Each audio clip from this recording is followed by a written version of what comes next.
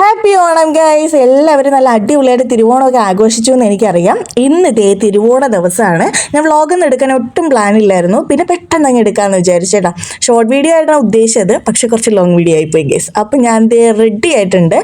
അതാണ് കാണിക്കുന്നത്. കമ്മലും കുപ്പിവളയും മുല്ലപ്പൂവും ഒക്കെ വെച്ച് ചന്ദനക്കുറിയൊക്കെ തൊട്ട് ഞാൻ സെറ്റ് ആയിട്ടുണ്ട്. ഇത് അമ്മയുടെ വക ഓണക്കോടിയാണ്. അപ്പോൾ ഞാൻ തന്നെ സ്റ്റിച്ച് ചെയ്തെടുത്തതാണ്. അപ്പോൾ അമ്മയാണ് ഇന്നത്തെ ഓണക്കോടി സ്പോൺസർ ചെയ്തേക്കുന്നത്. കമ്മലും വളയൊക്കെ സ്പോൺസർ ചെയ്തിരിക്കുന്നത് എൻ്റെ അനിയത്തിയാണ് കേട്ടോ. അപ്പോൾ നല്ല രസമുള്ളൊരു കമ്മലായിരുന്നേ. എനിക്ക് ഭയങ്കരമായിട്ട് ഇഷ്ടപ്പെടുകയും ചെയ്ത്. ഈ ഡ്രസ്സിന് നന്നായിട്ട് മാച്ച് ചെയ്യുന്നുണ്ടായിരുന്നു. അപ്പോൾ എൻ്റെ ഔട്ട്ഫിറ്റ് എങ്ങനെയുണ്ടെന്ന് എല്ലാവരും കമൻറ്റ് ചെയ്യണം. ഓണത്തിൻ്റെ അന്ന് ഉച്ചയ്ക്കിരുന്ന് ഓണക്കോടി തയ്ക്കുന്ന ആരെങ്കിലും കണ്ടിട്ടുണ്ടോ? അങ്ങനെ ഞാൻ തിരുവോണത്തിന് തച്ചിട്ടിട്ടാണ് ഞാൻ ഇങ്ങോട്ട് വന്നേക്കുന്നത് കേട്ടോ.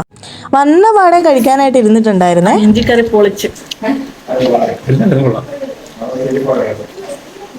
തുടങ്ങിയതേ ഉള്ളൂ. ഇഞ്ചിന്ന് തുടങ്ങിയതേ ഉള്ളൂ. പാറക്കുട്ടി ഉത്രാട ദിവസം തന്നെ നേരെ കുഞ്ഞയുടെ വീട്ടിലോട്ട് വന്നിട്ടുണ്ടായിരുന്നേ. അനിയത്തിമാരെല്ലാവരും കൂടി ചേർന്ന് പാറക്കുട്ടിയെ വന്ന് വിളിച്ചിട്ട് വന്നിട്ടുണ്ടായിരുന്നു. അപ്പോൾ അവർ എല്ലാവരും ചേർന്നിട്ട് ഓണസദ്യയൊക്കെ കഴിച്ചു കഴിഞ്ഞപ്പോഴത്തേനാണ് ഞാൻ എത്തിയത്. വന്ന പാടെ തന്നെ എന്നെ പിടിച്ച് ഓണസദ്യ കഴിക്കാനായിട്ട് ഇരുത്തിട്ടുണ്ടായിരുന്നേ. കടല പൊളിച്ചടേ, കടല വാരത്തി വാരത്തി കയ്യൊക്കെ കഴിച്ച് കട പറഞ്ഞ് നീ മതിയാക്കും നിർത്തും മതി. ഇന്നത്തെ എൻ്റെ രണ്ടാമത്തെ സദ്യയാണ് ഞാൻ ഈ കഴിച്ചത് കേട്ടോ. രാവിലെ തന്നെ അമ്മ സദ്യ ഉണ്ടാക്കി വീട്ടിൽ തന്ന് വിട്ടിട്ടുണ്ടായിരുന്നു. അത് കഴിച്ചിട്ടാണ് ഇറങ്ങിയത് കേട്ടോ. അപ്പോൾ പാറക്കുട്ടിയും വന്ന് ഒരു വാങ്ങിച്ച് കഴിച്ചിട്ടുണ്ടായിരുന്നേ. അപ്പോൾ പുറത്താണെങ്കിൽ ഭയങ്കര മഴയെന്ന് പറഞ്ഞാൽ ഒരു രക്ഷയില്ലാത്ത മഴ. അങ്ങനെ ഞങ്ങൾ ഗെയിംസ് പരിപാടികൾ വീടിനകത്ത് തന്നെ ആക്കിയിട്ടാ. അപ്പോൾ ഇപ്പോൾ ഇൻസ്റ്റാഗ്രാമിലൊക്കെ ട്രെൻഡിങ് ആയിക്കൊണ്ടിരിക്കുന്ന ഇതിൻ്റെ പേരൊന്നും എനിക്കറിയത്തില്ല. ഈ ഗെയിമാണ് നമ്മൾ ഫസ്റ്റ് കളിച്ചത് കേട്ടോ. അപ്പോൾ ആദ്യം ആർക്കും ഒന്നും കിട്ടിയിട്ടുണ്ടൊന്നും ഉണ്ടായിരുന്നില്ല. എല്ലാവരും 2-3 സ്റ്റെപ്പ് വയ്ക്കുമ്പോൾ തന്നെ ഇങ്ങനെ അങ്ങ് ചവിട്ടി എടുക്കുന്നുണ്ടായിരുന്നു. ഇനി അടുത്ത് പാറുവാണ്. പാറുകുട്ടിയുടെ ഔട്ട്ഫിറ്റ് എങ്ങനെയുണ്ടെന്ന് കമൻറ്റ് ചെയ്യണേ. ഞങ്ങൾ രണ്ടും ഏകദേശം സെയിം മെറ്റീരിയൽ വെച്ചിട്ടാണ് സ്റ്റിച്ച് ചെയ്തെടുത്തേക്കുന്നത് കേട്ടോ.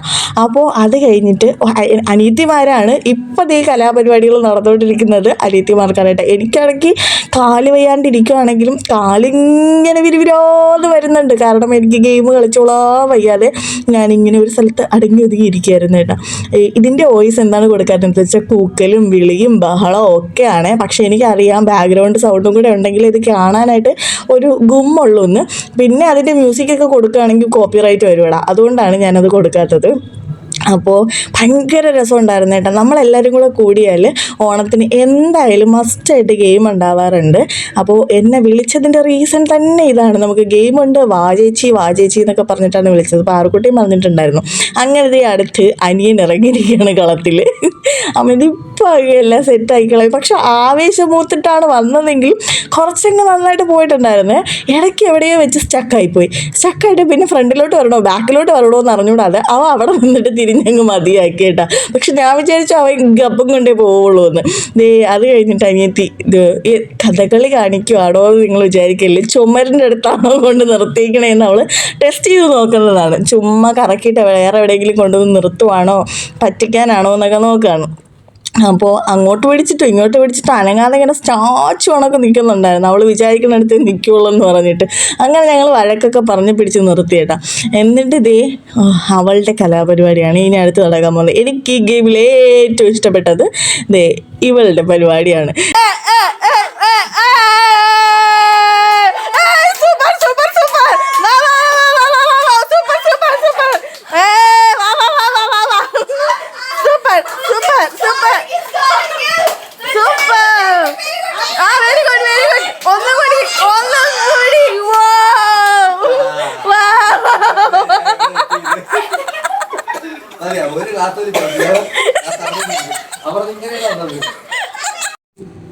അത് കഴിഞ്ഞപ്പോൾ അടുത്ത അനിയത്തി അവൾ വന്നത് ഗബ്ബും കൊണ്ട് തന്നെ അങ്ങ് പോയി കേട്ടോ. അവൾ സിമ്പിളായിട്ട് അങ്ങ്, പക്ഷേ ഈസിയായിട്ട് സ്പീഡിനൊന്നും നടന്നില്ല. കുറച്ചായപ്പോൾ അതിൻ്റെ ടെക്നിക്ക് പിടികിട്ടി എന്ന് പറഞ്ഞ കണക്ക് പെട്ടെന്ന് അങ്ങ് നടന്നങ്ങ് ഫിനിഷ് ചെയ്ത് കേട്ടാ. ഒട്ടും പ്രതീക്ഷിച്ചില്ല. അവൾ ഗെയിം കളിക്കുന്നില്ല എന്നും പറഞ്ഞുകൊണ്ട് മാറി ഒളിച്ചിരുന്ന കക്ഷിയാണ്. പക്ഷേ അവൾക്ക് തന്നെ ഫസ്റ്റ് കിട്ടുകയും ചെയ്ത്. അത് കഴിഞ്ഞിട്ട് നമ്മൾ അടുത്ത ഗെയിം കളിക്കാമെന്ന് വിചാരിച്ചപ്പോൾ കുഞ്ഞയ്ക്ക് ഒന്നും കൂടി അത് ട്രൈ ചെയ്ത് നോക്കണമെന്ന് പറഞ്ഞിട്ട് കുഞ്ഞ് വീണ്ടും ഒന്ന് നടന്നു നോക്കാമെന്ന് വിചാരിച്ചിട്ട് നടക്കുകയാണ്.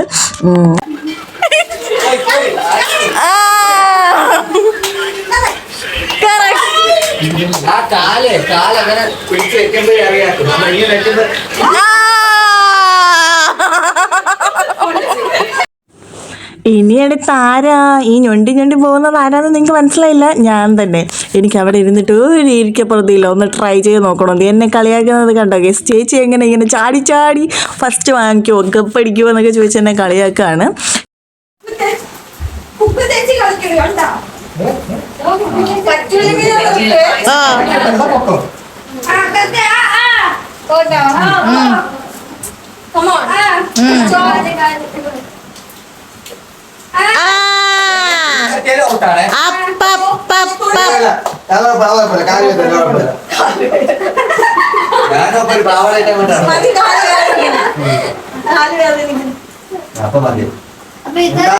രണ്ട് മൂന്ന് സ്റ്റെപ്പ് എടുത്ത് വെച്ചപ്പോഴത്തേനെ കാര്യം എനിക്ക് പിടികിട്ടി, എന്നെ കൊണ്ട് നടക്കുന്ന പരിപാടിയല്ലാന്ന്. ഇനി അടുത്തത് നമ്മൾ ഈ ഗെയിമാണ് ഉദ്ദേശിക്കുന്നത്.